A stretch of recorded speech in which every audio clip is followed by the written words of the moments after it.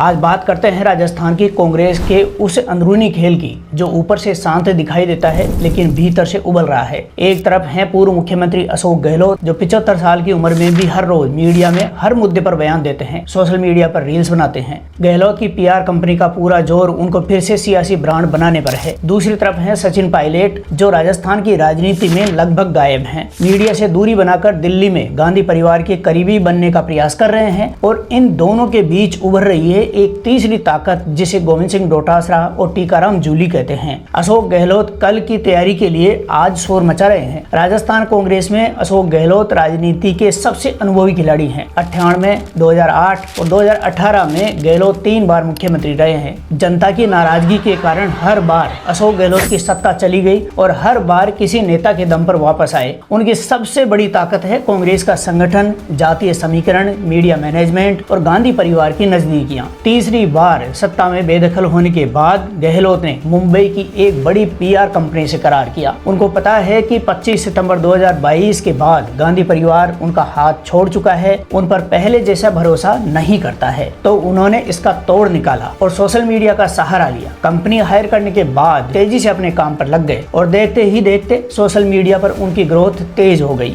आजकल अशोक गहलोत का एक सूत्री कार्यक्रम है रील्स, रील्स और सिर्फ रील्स। कोई राजस्थान का मुद्दा हो, केंद्र सरकार का हो, महिला आरक्षण हो, पश्चिम बंगाल में चुनाव हो, गहलोत हर सब्जेक्ट पर मीडिया के सामने हाजिर हैं। जयपुर में ही सरकारी बंगले में रहते हैं और मन करता है तभी मनपसंद मीडिया को बुलाकर बयान दे देते हैं। जानकारों का मानना है कि राजस्थान में गहलोत के बाद दूसरे सबसे प्रभावी नेता सचिन पायलट ने 2023 के चुनाव के बाद से राजस्थान की राजनीति से दूरी बना रखी है, जबकि गहलोत की सक्रियता लगातार बढ़ती जा रही है। गहलोत की स्ट्रेटेजी बिल्कुल साफ है। 2028 से पहले अपना जनाधार इतना मजबूत कर लो कि जब चुनाव आए तो गांधी परिवार के पास दूसरा विकल्प बचे ही नहीं। इसलिए वो राजस्थान का फील्ड नहीं छोड़ रहे हैं। तमाम विधायकों से मेलजोल बना रहे हैं, जातीय समीकरण साध रहे हैं और हर मुद्दे पर बोलकर ये साबित कर रहे हैं कि मैं कल भी प्रासंगिक था, आज भी हूँ और कल भी प्रासंगिक रहूंगा। शतरंज की सियासी बिसात पर 2 खिलाड़ी दिखाई दे रहे हैं। एक खिलाड़ी हर रोज दुनिया को दिखाकर जोर से अपनी चालें चल रहा है, लेकिन दूसरा कहीं दिखाई नहीं दे रहा है और यही इस खेल का ट्विस्ट है। शतरंज की इस बिसात का नाम राजस्थान कांग्रेस है और दोनों खिलाड़ियों के निशाने पर है 2028 में मुख्यमंत्री की कुर्सी।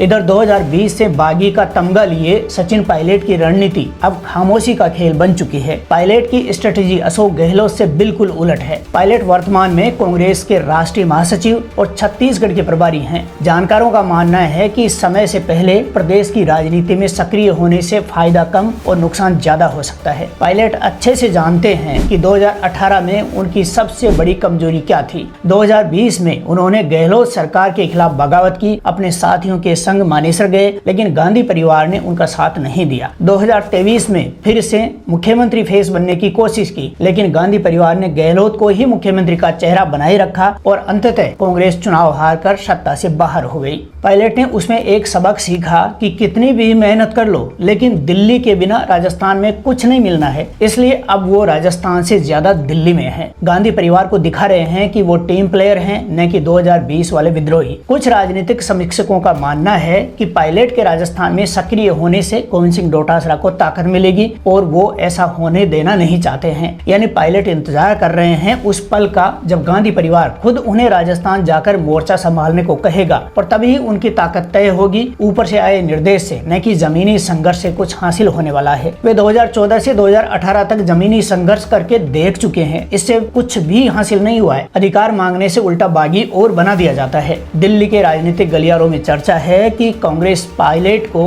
राजस्थान भेजने की योजना बना रही है और 2028 के सीएम फेस को लेकर भी चर्चा शुरू हो चुकी है। इन दोनों के अलावा कांग्रेस में एक तीसरा मोर्चा खड़ा हो चुका है जिसमें गोविंद सिंह डोटासरा और टीकाराम जूली है। राजस्थान में कांग्रेस की धुरी पहले गहलोत और पायलट के बीच ही घूमती थी, लेकिन अब तीसरी धुरी गोविंद सिंह डोटासरा बन चुके हैं जो वर्तमान में राजस्थान कांग्रेस के प्रदेशाध्यक्ष हैं। डोटासरा किसान वर्ग का बड़ा चेहरा है। लक्ष्मणगढ़ से लगातार 4 बार विधायक जीत चुके हैं। गहलोत सरकार में शिक्षा मंत्री रहे हैं और अब विपक्ष में रहते हुए सरकार पर सबसे तीखे हमले करने वालों में डोटासरा सबसे आगे हैं। दूसरी तरफ टीकाराम जूली नेता प्रतिपक्ष हैं, अनुसूचित जाति समुदाय से आते हैं, विधानसभा में कैलकुलेटेड तरीके से लड़ाकू विपक्षी नेता की छवि बना रहे हैं। अगर महिला आरक्षण लागू होता है तो SC SC/ST के समीकरण और बदलेंगे। उस बदले समीकरण में जूली की प्रासंगिकता बढ़ सकती है, लेकिन डोटासरा और जूली की सबसे बड़ी सीमा यह है कि उनकी गांधी परिवार से सीधा संवाद नहीं है। तो 2028 का चुनाव अभी 2.5 साल दूर है, लेकिन राजनीति में 2.5 साल में पूरा दृश्य बदल जाता है। अभी की तस्वीर यह है कि गहलोत पूरे जोर से मैदान में है, पायलट खामोशी से दिल्ली में बैठे हैं, डोटासरा धीरे धीरे संगठन में अपनी पकड़ मजबूत कर रहे हैं और टीकाराम जूली विधानसभा के जरिए अपनी प्रेजेंस बना रहे हैं। लेकिन राजस्थान कांग्रेस का असली दुखड़ा यह है कि 2023 में यही नेता एक दूसरे को कमजोर करते रहे और सत्ता भाजपा ले गई। अगर 2028 में भी यही खेल चला तो फिर गहलोत, डोटासरा, पायलट, जूली में से कोई भी मुख्यमंत्री नहीं बन पाएगा। गहलोत की PR कंपनी उनकी रील्स बना सकती है, लेकिन गांधी परिवार का भरोसा नहीं जीत सकती। पायलट की दिल्ली में खामोशी उन्हें गांधी परिवार का करीबी बना सकती है, लेकिन राजस्थान में जमीन नहीं बना सकती। और डोटासरा संगठन चला सकते हैं, लेकिन जब मुख्यमंत्री चुनने की बारी आएगी